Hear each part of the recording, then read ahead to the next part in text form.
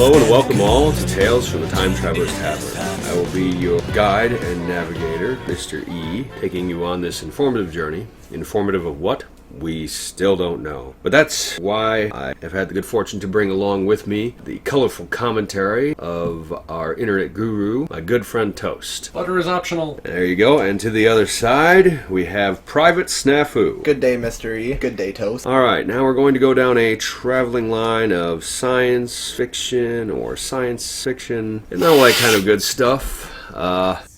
Right. Actually, before they had, from a federal level, gone across the board with gay rights, in this state, during the first election that Obama won, they brought up on our state ballot a gay rights bill. But the problem is that all of the propaganda from both sides were saying the same thing. If you don't want gays to have rights, vote yes. If you want gays to have rights, vote yes. And then you'd see another ad from someone else in the same camp where they'd say, if you don't want them to have the right to marry and blah, blah, blah, vote no. Nobody knew what the right hand or the left hand was doing. It was like watching a blind man trying to juggle chainsaws. Tell that to Matt Murdock. Well, it happens at least once. I don't think it counts as juggling if you have it sliced through you once already. At that point, you're juggling body parts, not chainsaws. That's the next act. It's just a flesh wound, don't worry about it. I've had worse. You lie, Sir Knight. You know what's interesting about that is actually in that scene where he's hopping on one leg, that's not even John Cleese in the suit. That's a silversmith they found in Scotland that they dressed up in the suit, who only had one leg. That's got to be the weirdest conversation ever. I noticed you only have one leg. Shall we get back, or do you have something else? I was just kind of thinking not as weird as you might think, because, I mean, I've, not that specifically, but I've actually seen that where that's the moment of, see, you're in a wheelchair. Yeah, it's kind of obvious, isn't it? So, what happened? Well, you see, there's a speeding train. I was born this way, you idiot. You know, that kind of reminds me of Guardians of the Galaxy, hey, I need that guy's leg. Why? I thought it'd be funny. Yeah. Rocket. You know, the thing about it is they've actually kind of perpetuated that in other media that they've featured Rocket in, where his sense of humor doesn't necessarily mesh with what is in fact funny. I'm gonna need that guy's fake eyes. Why? I don't know. What? Actually, have you guys seen the trailers for Guardians 2? No. Oh my god. Okay, so they've got, Baby Groot, right? There's a part where Rocket has produced a nuclear device. Uh-huh. You've seen it. Okay. where he's like, okay, he's going through instructions. He's like, okay, you're the only one small enough to fit in this hole. We need you to take this device, go all the way down there, and you need to press this button. But don't press this button, or it'll set the device off immediately and kill us all. Now, repeat to me what I just said. And he points to the button, and he's like, I am Groot. And he's like, no! He's like, no. Try again. He goes through the instructions again. He's like, now, try again. And he's like, I am Groot. He's like, yeah, uh-huh. And then he points to the button again, and he's like, I'm Groot. He's like, no! And he shouts up to Star-Lord, does anybody have any tape? He's like, what? Does anybody have any tape? No! Nobody has any tape! You're the one with a nuke in your freaking backpack. If anyone's gonna have tape, it's gonna be you. I want to put tape on the death button so that it doesn't press it. And then when he turns around, Groot has already taken the nuke and gone. And he's like, that's not good. I can't wait to see this movie, because that part's just freaking funny. Whoever they have voicing Rocket and the way they're writing him, Bradley C. Cooper. it's absolutely Why do I know that name? I don't know, he's been in a bunch of stuff. If I remember correctly, it's Vin Diesel voicing Groot. Not in the new one, is it? Sure. Supposedly it is, because it was how he dealt with his friend's death. Oh, Groot well, was Paul a way, Walker? yeah, Groot was a way that he handled Paul Walker's death. As well as he also handled all the localization. So every version of the movie, Right. it's always him. Really? He did every version of it. That's All the interesting. languages, you mean? Yep, every Oh, version. okay. For the new movie, not For the first one. for the first one. The reason he did it was because, one, it's not that hard of a line, but also because if they wrote it out for him, he could do every single one of them, because he felt it was important to be the voice of the character for everyone. Well, yeah, because I can't say how many different animes or whatnot I have watched that are dubbed, that I wonder what they originally sounded like in English. I mean, that's beautiful. Okay. So anyway, back to the subject at hand. If I could ever get back, my tablet is set up to go into sleep mode almost immediately, so that way the battery lasts. Upon reboot, it dies immediately. Don't start. That only happens if my daughter gets a hold of it, and I don't know why it is. I don't. She's a freaking energy vampire. She sucks all of the energy. You do that No, too? you shoot it. I shoot it. If I get angry, I'll make that whole thing shut off. Women in technology, new subject. No, I'm not going there, and neither are you. I will hog tie you if I need to. Giggity? Did you see the news story about all the people who are suing the adult toy manufacturer? Which one? I didn't read the story. No! This is interesting, though. I don't know Is it anything the one about that it. plays alien eggs? I don't know. There's one now What? that you can make Jello eggs and insert alien eggs inside yourself. Why? I don't know. That- I have no clue. Blame it on manga. Not manga. What? Oh. What's That would be wrong? tentacles. Yeah, Yes. that'd be tentacles. It is like a tentacle. So it's literally an ovipositor. Yes, it is. So, blame it on Sigourney Weaver and Spaceballs. I hope not on either count. Don't get me wrong, Sigourney Weaver's a wonderful woman, but she's not as good looking as she was in the 80s. Who is? Sandra Peterson's close. That's because she was heavily made up. True. I'm amazed you actually know who that is without me referring to her stage name. Because I don't. I'm so sorry to disappoint you. Yeah.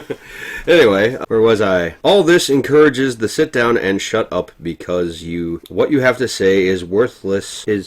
God, I hate the way some of these people write this stuff. Is worthless ethic in the Next to the news, Shark Tornado. in the children. Please buckle down. Well, I mean, you're talking about a broken system where you're dealing with 30 kids that have to come into a room. It's and actually within becoming more as yeah, it but they only progresses. have 40 to 50 minutes. They have to settle them down. You only get like a 20-minute teaching period. The best description I've ever been able to hear and or give is our education system is broken, mostly because of the fact that they've gone two different routes that don't intermix and play well together. There is the route of the self-worth, where you are, promoting yourself and you are worth something. You are a unique and individual snowflake. And then they have an education system that is literally designed to take every square peg it finds and jam it through a circular hole. Does the square peg fit in the round hole? No, maybe the round hole fits in the square peg. Now, if you've taken geometry, you know that both of those actually work. Dependent on size.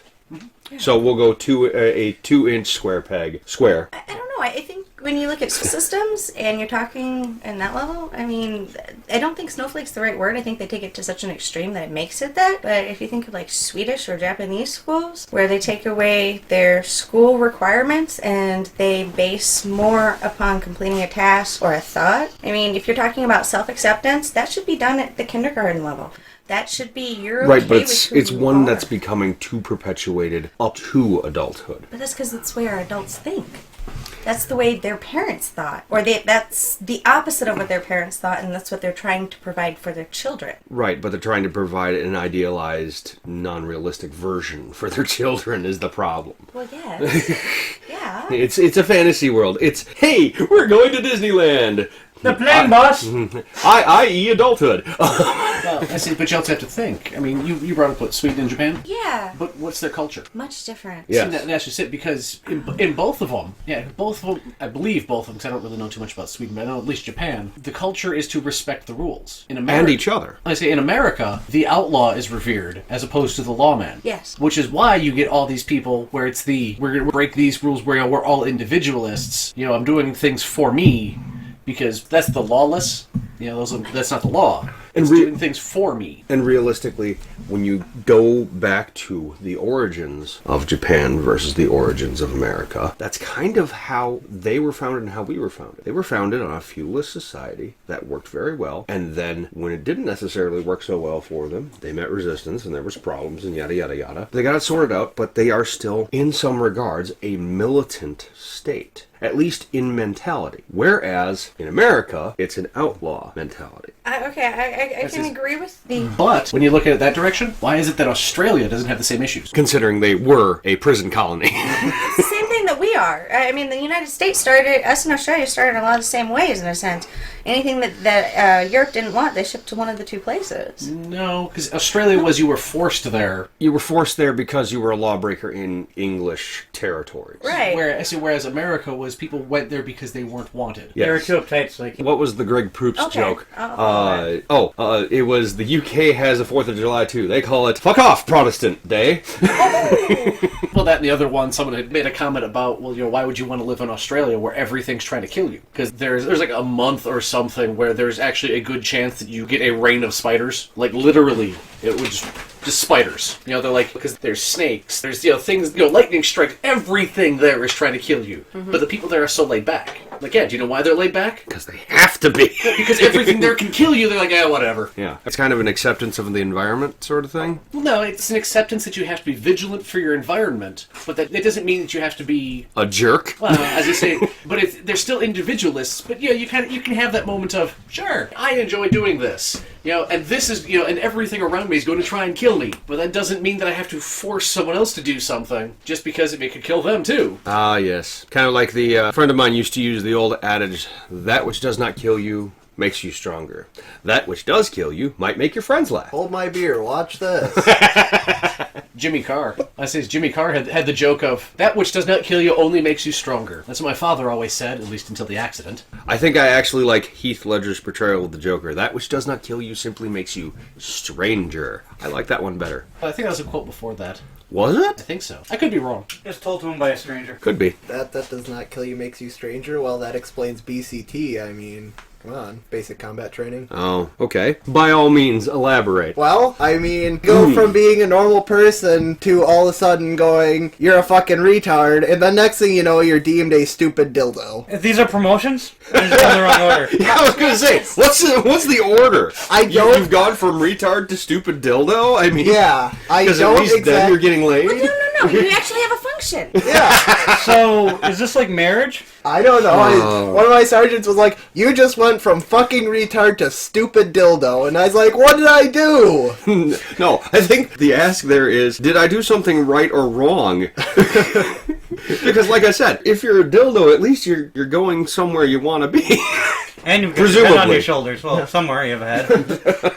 Well, I Don't mean, forget bad going things, from too. fucking to stupid, I mean, I suppose that's like an up. I mean, But you might need retard both. to dildo might be going down, though. I don't know. Quite literally? Yeah. Oh. Would that be like submarine force? What's that? Submarine force? Oh, man. Going in. I knew a guy who was in the Navy when he was younger. I worked with him, and he said that he worked on an aircraft carrier that had a crane on it, because it was a construction rig, I guess. And everyone had to wear hard hats, but the commanding officers would all wear white hard hats. So they'd be referred to as sperm heads. Come on. At least you're not in the Air Force and you have a cunt hat to wear. Come on. Ah, yes. The vagina-shaped hat. You know what's funny about that is that used to be the standard issue hat for all armed services. I don't know why the Air Force was the only one who kind of kept it. Oh, wait, I do know.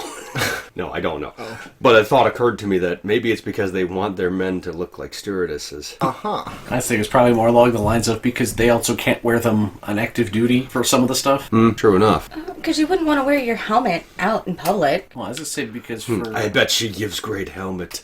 Rick Moranis. Sorry, you were... No, because you figure for most of the rest of them, they have actual combat gear. Right. Where it's the, okay, you can do sort of stuff. Say for a lot of the Air Force ones, when you're actually out doing stuff, you actually have to have like better helmets that actually stay on. Oh, yeah. Lord, helmet. I I was thinking I was feel- thinking like jet fighter outfit because you got the whole jumpsuit As I and say, though, I've actually used a line from Spaceballs at work. Oh? Yep, because I'm at the back of the building.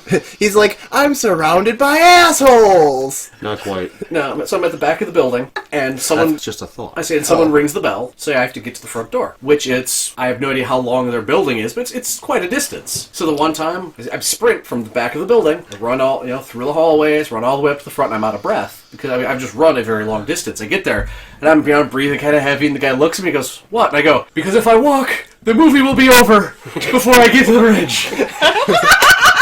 And the guy looks at me, and I just go, "Spaceballs joke. Just ignore it." Ludicrous speed. Go!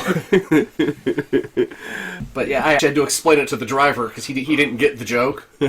Once I explained it, he's just like, "Okay." Like, it's a funny movie. You should find. Whatever. Yeah, you should definitely watch it. why is it that people have lost touch with true funny movies? I think it's one where... Because funny is subjective. Yeah, funny is subjective, just like stupidity. But also because the things that are generally just accepted as funny, eventually they just lose context due to age. I mean, you got to remember that movie is what, 30 years old almost? Possibly. Time for a reboot. No, but they're doing it anyway. It's called a sequel. Not It that will one. be, yeah. Maybe. Give it, because you just had Ron Wilder, Willy Wonka, right? Gene Wilder. Gene Wilder. He passed, and that was kind of one of the things that they were waiting on. No, because they did a reboot of that with Johnny Depp and Yeah, that's what she Tim was talking Burton. about. No, he hadn't passed by then. Right, that's what I was thinking. Okay. Did they actually publish it? The movie? Oh yeah. Yeah. Was I it d- any decent? I took my daughter to see it. It was Spaceballs? it was actually truer to the book. Okay. It was actually truer to the book. I think most of that had to do just with the fact that when they did the reboot, they had the technology to create the correct effects. Okay. Are we talking about the Swartz here? Or We're talking about Willy Wonka and the Chocolate Factory. see. No, I was talking we're about talking about Spaceballs. Charlie and the Chocolate They Factory. did do a cartoon series. Yeah, They that- did do a brief cartoon But series. that was more of a continuation. Right. I was going to say, but on the topic of the Willy Wonka movie, that's one that I went and I saw it on the college campus. And a friend of mine actually called me up. He's like, "Oh, how was it?" I'm like, "I want my 2 hours back." You didn't like it? Yeah. I did not like it. No. I did not think it was as good. It wasn't as good in feel. The movie's Actually- feel wasn't as good as... The feel is the problem when they release these movies and try to film them like they're filmed when the original film was filmed. Why don't you just leave the original film alone? The Film. But Willy Wonka was sad. Well, the thing is, when they did the new movie, it may be closer to how the books were written. Right. But it lost a lot of the feeling to it. Right. It didn't feel like a decent movie. I think Depp would have done a really good job if he would have been given a similar script that Gene Wilder was given. I imagine that's true. But because the original 1970s one, while it may have been a little bit off, it may not have been true to the book. All right, well, on that note of fact, validation, and verification, any other shuns we should add to that? Parting words, Snafu? I don't know. It's above my pay grade. Okay, and toast? I can't believe it's not butter. All right, then. Once again, this has been your navigator and guide, Mr. E. Thank you for joining Tales from the Time Traveler's Tavern. So that's it. You've got